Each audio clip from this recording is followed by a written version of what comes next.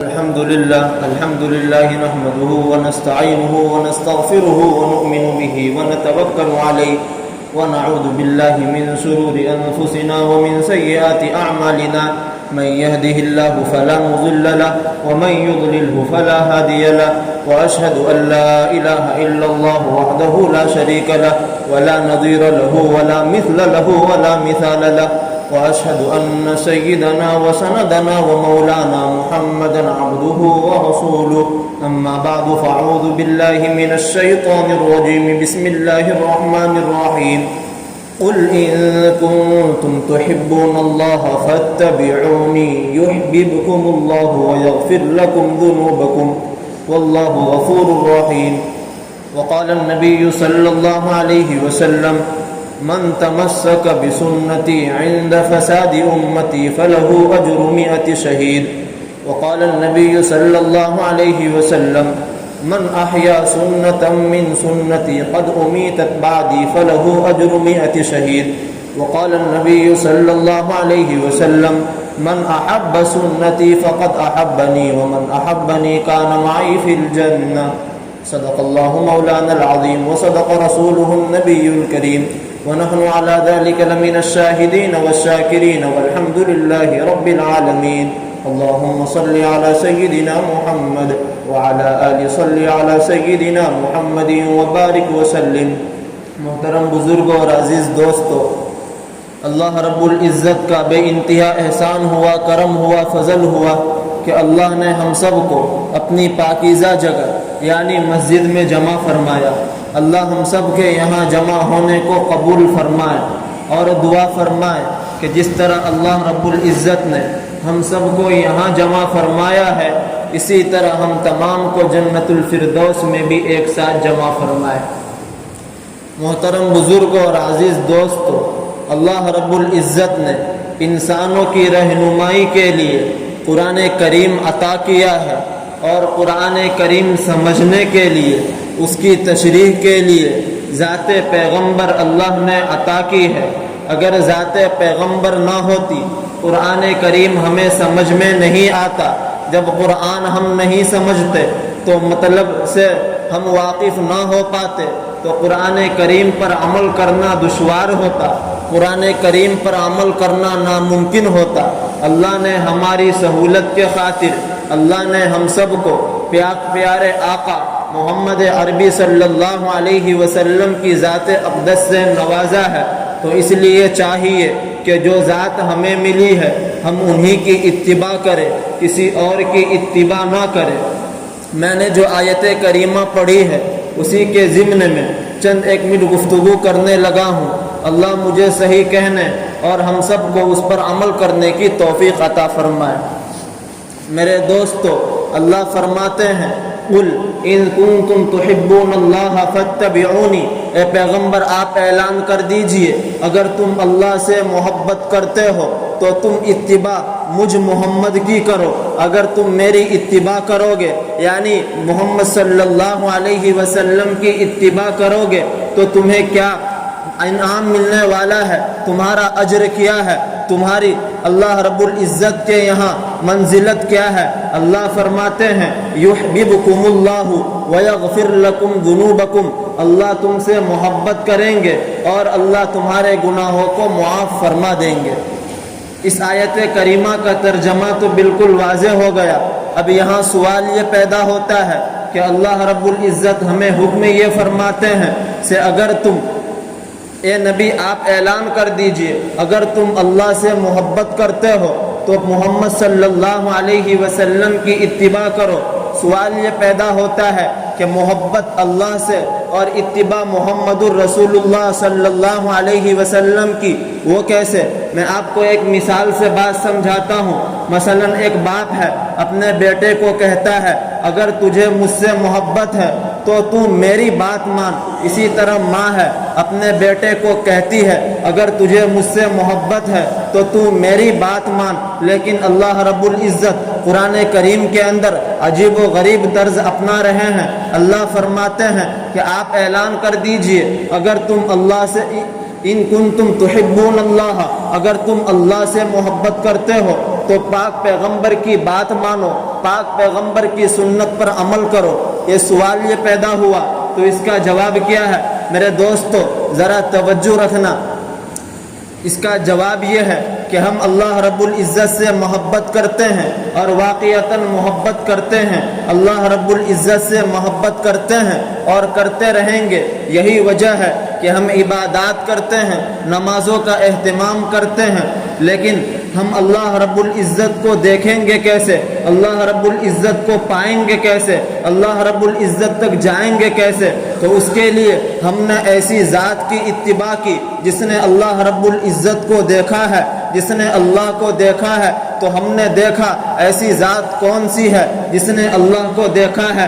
تو پورے کائنات میں نظر دوڑانے کے بعد پیارے آقا صلی اللہ علیہ وسلم کی ذات وہ نظر آئی جس نے اللہ رب العزت کو دیکھا ہے۔ پتہ یہ چلا جس نے اللہ کو دیکھا ہے، پھر اللہ کی باتیں ان تک آئی ہے، پھر انہوں نے وہ باتیں صحابہ کو دی، صحابہ سے وہ باتیں تابعین نے لی، تابعین نے سے وہ باتیں علماء نے لی، پھر علماء سے وہ باتیں ہم تک پہنچی۔ تو پتہ یہ چلا کہ اتباع اگر پیارے آقا کی کریں گے تو اللہ سے محبت ہو سکتی ہے، اگر پیارے آقا کی اتباع نہیں کریں گے تو اللہ سے محبت نہیں ہو سکتی ہے، چونکہ پیارے آقا نے اللہ کو دیکھا ہے۔ جب دیکھا ہے تو باتیں وہی بتلانے والے ہیں، کسی اور کے در پہ جائیں گے، کسی اور کی اتباع کریں گے تو اللہ تک ہم پہنچ نہیں سکتے۔ میرے دوستو پیارے آقا صلی اللہ علیہ وسلم نے اللہ کو کیسے دیکھا ہے؟ اب ذرا توجہ رکھے، مستدرک علی الصحیحین کی روایت ہے، حضرت عبداللہ ابن عباس رضی اللہ عنہما ارشاد فرماتے ہیں، محمد قد رأى ربہ، محمد صلی اللہ علیہ وسلم نے اپنے پروردگار کو دیکھا ہے، اپنے رب کو دیکھا ہے۔ اب ذرا دیکھیں پیارے آقا صلی اللہ علیہ وسلم نے جب اپنے رب کو دیکھا، انہوں نے باتیں بتلائی، وہ باتیں ہم تک آئی، جب ہم ان کی اتباع کریں گے تو اللہ تک پہنچ پائیں گے۔ پیارے آقا صلی اللہ علیہ وسلم کی ہمیں باتیں ماننی ہے، سنت پر عمل کرنا ہے، چاہے سمجھ میں آئے پھر بھی، سمجھ میں نہ آئے پھر بھی۔ ایک بندہ مجھے کہنے لگا کہ قبر کے اندر عذاب ہوتا ہے، ایک بندہ کہنے لگا کہ قبر بالکل وسیع ہو جاتی ہے، اگر بندہ نیک ہو قبر کے اندر کشادگی ہو جاتی ہے۔ اب سوال یہ پیدا ہوتا ہے کہ اگر قبر کے اندر کشادگی ہوتی ہے تو ایک قبر ہے، اس کے بعد بھی قبر ہے، اس کے بعد بھی قبر ہے، جب یہ قبر کھلی تو بعد والی قبر بھی دکھنی چاہیے، وہ دکھتی کیوں نہیں؟ میرے دوستو ذرا توجہ رکھنا، یہ بات تو پیارے آقا صلی اللہ علیہ وسلم نے ارشاد فرمائی ہے کہ قبر کے اندر کشادگی ہو جاتی ہے۔ اب وہ بندہ جب اسے بات سمجھ میں نہیں آئی تو سوال یہ کرتا ہے جب کشادگی ہوتی ہے تو دوسری قبر دکھتی کیوں نہیں؟ تو آپ اسے پوچھے کہ تمہارے کندھے پر کرامن کاتبین ہے، کرامن کاتبین ہے، ایک اچھائی کو لکھتا ہے اور ایک برائی کو لکھتا ہے۔ اگر تم بوجھ اٹھاؤ، بوجھ اٹھانے کی وجہ سے اگر سامان زیادہ وزنی ہو تو کیا اس فرشتے کو تکلیف ہوتی ہے؟ کیا وہ فرشتہ تمہیں کچھ کہتا ہے؟ تو وہ کہے گا فرشتہ کچھ کہہ نہیں سکتا۔ کہاں سے تجھے پتہ کیسے چلا کہ تمہارے کندھے پر فرشتہ ہے اور تو اسے مانتا ہے؟ تو وہ کہتا ہے پیارے آقا نے بتلایا ہے، قرآن کریم نے بتلایا ہے، اس لیے میں مانتا ہوں۔ تو آپ اسے کہے جس طرح تو فرشتے کو مانتا ہے اپنے کندھے پر پیارے آقا کے بتلانے سے، اسی طرح تو قبر کے کشادہ ہو جانے کو مان پیارے آقا صلی اللہ علیہ وسلم کے بتلانے سے۔ میرے دوستو اسی طرح سنت پر عمل کرنا ہے، چاہے سمجھ میں آئے پھر بھی، نہ آئے پھر بھی۔ ایک بندہ مولانا عمر صاحب پالن پوری نور اللہ مرقدہ کو کہنے لگا کہ آپ کہتے ہو قبر کے اندر سانپ ہوتا ہے، قبر کے اندر کیڑا ہوتا ہے، آج تک کسی قبر میں سانپ نہیں دیکھا، آج تک کسی قبر میں کیڑا نہیں دیکھا، روز کتنی قبر ہم کھودتے ہیں۔ مولانا عمر صاحب پالن پوری نور اللہ مرقدہ نے فرمایا یہ تو ہم نہیں کہتے بلکہ ہمارے آقا جناب تاجدار مدینہ محمد عربی صلی اللہ علیہ وسلم کہتے ہیں کہ اگر بندہ گنہگار ہو تو قبر کے اندر اس کے لیے سانپ مسلط کر دیا جاتا ہے۔ تو ڈاکٹر تھا، اس نے کہا آج تک تو سانپ دکھا نہیں۔ مولانا نے اسے فرمایا کہ آپ یہ کہتے ہو انسان جو غذا کھاتا ہے، جو خوراک کھاتا ہے، وہ انسان کے جسم میں جا کر ایک حصہ چونا کا بنتا ہے، اسی طرح ایک حصہ لوہے میں تبدیل ہوتا ہے، اسی طرح ایک حصہ نمک میں تبدیل ہوتا ہے اور ایک حصہ شوگر میں تبدیل ہوتا ہے۔ مولانا نے فرمایا میں آپ کو ایک چمچ دیتا ہوں، چمچ دے کر یہ کہتا ہوں ایک چمچ نہیں بلکہ آدھا چمچ مجھے شوگر نکال کر بتاؤ، آدھا چمچ مجھے لوہا نکال کر بتاؤ، آدھا چمچ مجھے چونا نکال کر بتاؤ۔ ڈاکٹر کہنے لگا کہ حضرت چونا ضرور ہوتا ہے، لوہا ضرور ہوتا ہے، اسی طرح دوسری چیزیں ضرور ہوتی ہے لیکن ہم اسے نکال نہیں سکتے۔ مولانا نے فرمایا جب آپ نکال نہیں سکتے تو لوگ مانیں گے کیسے؟ ڈاکٹر نے کہا لوگ مانیں گے ڈاکٹر کے بتلانے سے۔ اسی طرح مولانا نے فرمایا قبر کے اندر سانپ ہوتے ہیں، قبر کے اندر کیڑے ہوتے ہیں، جس طرح لوگ مانتے ہیں کہ انسان کی غذا چونے کے اندر تبدیل ہوتی ہے، بتایا ڈاکٹر نے ہے، اسی طرح قبر میں یہ مانے کہ سانپ ہے، کیڑے ہے، بتایا پیارے آقا صلی اللہ علیہ وسلم نے ہے۔ میرے دوستو، پیارے حبیب صلی اللہ علیہ وسلم کی سنت ہمیں چاہے سمجھ میں آئے پھر بھی نہ آئے پھر بھی اس پر عمل کرنا ہے۔ پیارے آقا نے فرمایا جب ہم پانی پیے تو بیٹھ کر پیا کرے، کھڑے ہو کر نہ پیا کرے۔ اب سائنس نے بعد میں تحقیق کی، پھر اس کے نقصانات بتلائے۔ کھڑے ہو کر پانی پینے کے نقصانات کیا ہے؟ مثلا سینے میں بہت تکلیف ہوتی ہے، اسی طرح اس سے پھیپھڑا خراب ہو جاتا ہے۔ سائنس نے الگ الگ ریسرچ کرنے کے بعد یہ باتیں بتلائی۔ اگر سائنس نہ ہو اس کے باوجود بھی ہم پیارے آقا صلی اللہ علیہ وسلم کی بات مانیں گے۔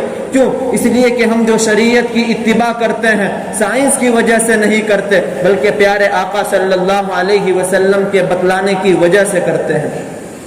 پیارے پیغمبر نے فرمایا من تمسک بسنتی عند فساد امتی فلہ اجر 100 شہید، جو شخص میری سنت کو مضبوطی سے پکڑے گا تو اللہ رب العزت اسے 100 شہیدوں کے برابر اجر عطا کریں گے۔ اور ایک دوسری روایت میں پیارے پیغمبر صلی اللہ علیہ وسلم نے ارشاد فرمایا میری سنت مٹ گئی ہوگی، اس کے بعد اگر کوئی شخص اسے زندہ کرے گا، پیارے پیغمبر فرماتے ہیں اللہ اسے بھی 100 شہیدوں کا اجر عطا کریں گے۔ اور ایک تیسری روایت میں پیارے پیغمبر صلی اللہ علیہ وسلم نے ارشاد فرمایا جس شخص نے میری سنت سے محبت کی اس نے مجھ سے محبت کی، اور جو مجھ سے محبت کرے گا وہ جنت میں میرے ساتھ ہوگا۔ یہ تو پیارے پیغمبر صلی اللہ علیہ وسلم نے ارشاد فرمایا۔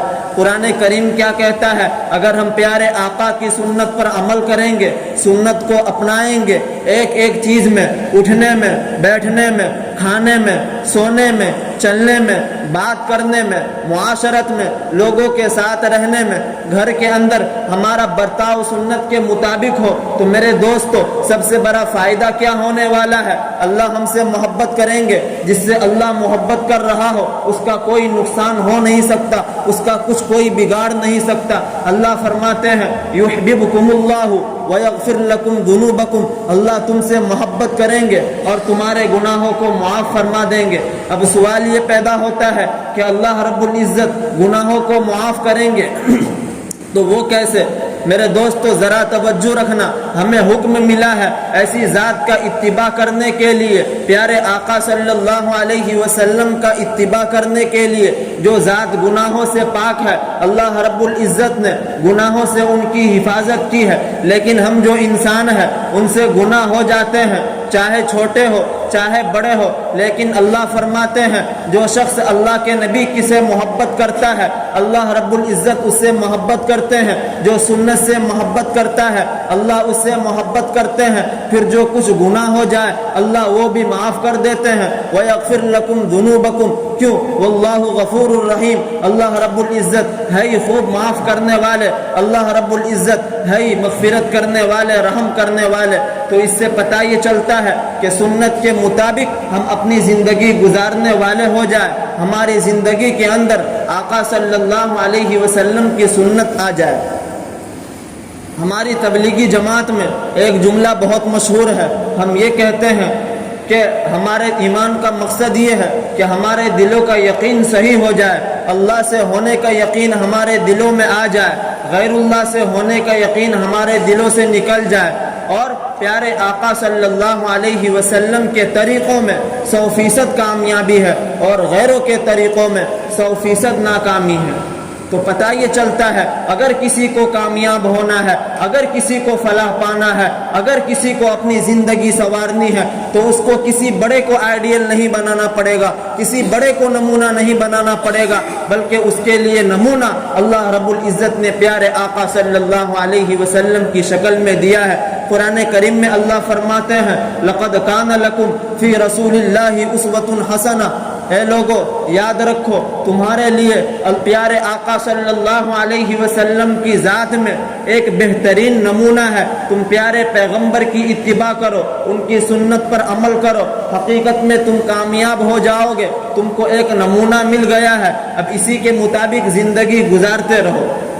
شریعت تو ہمیں یہ تعلیم دیتی ہے، لیکن ہمارا ذہن اور ہمارا معاشرہ یہ کہتا ہے اگر کوئی بڑا ہے، مثلا فلم کے اندر مشہور ہے، اسی طرح اگر کوئی بڑا ہے دنیاوی حساب سے مشہور ہے، تو ہم یہ دیکھتے ہیں اس کا لباس کیسا ہے، ہم یہ دیکھتے ہیں ہیئر کٹنگ کیسی ہے، ہم یہ دیکھتے ہیں چلنے کی اسٹائل کیسی ہے، اسی طرح ہم یہ دیکھتے ہیں وہ کھاتا کس طرح ہے، پھر جس طرح وہ کھاتا ہے، جس طرح اس نے سر کا بال کٹایا ہے، اسی طرح جس طرح اس کا لباس ہے، تو ہم بھی وہی لباس اپناتے ہیں، ہم بھی اسی اسٹائل کا بال کٹاتے ہیں، اس کے چلنے کے اسٹائل اپناتے ہیں، جبکہ یہ لوگ جو ہے ان کے اندر ذرہ برابر بھی کامیابی نہیں، کیونکہ دنیا میں اپنے آپ کو لگا دیا، اللہ سے بھول گئے۔ پھر ایسا آدمی جو دنیا داروں کے پیچھے بھاگتا ہو، پھر کامیابی اس کو سمجھتا ہو، اس سے بڑا بے وقوف کوئی نہیں۔ اگر کوئی سمجھدار ہے تو وہ ہے سمجھدار جو پیارے آقا صلی اللہ علیہ وسلم کی سنت پر عمل کرنے کو کامیابی سمجھتا ہو۔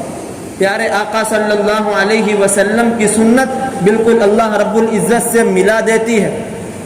اب علماء نے لکھا ہے کہ سنت پر عمل کرے، جو شخص سنتوں کو چھوڑتا ہے کل قیامت کے دن شفاعت سے محروم ہو جائے گا۔ میرے دوستو، عام وقتوں میں سنت پر عمل کرتے رہے، اسی طرح نمازوں کا اہتمام کرے، اور جس نماز سے پہلے اور بعد میں سنت ہے، سنت کا اہتمام کرے۔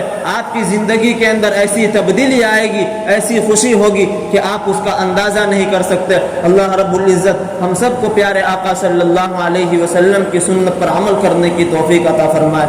وآخر دعوانا ان الحمد للہ رب العالمین۔